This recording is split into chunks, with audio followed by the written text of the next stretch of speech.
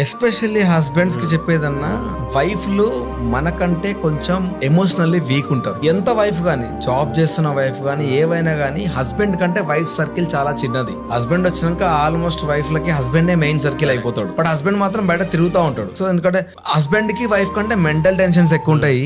So wife కి ఏంది అని అంటే హస్బెండ్ పైన ప్రేమ ఇంకా చిన్న క్లోజ్ అయిపోతుంది. నీకు సర్కిల్ క్లోజ్ అయినప్పుడు ప్రాబ్లమ్స్ తక్కువ ఉంటాయి, సర్కిల్ పెద్దగా ఉన్నప్పుడు ప్రాబ్లమ్స్ ఎక్కువ ఉంటాయి.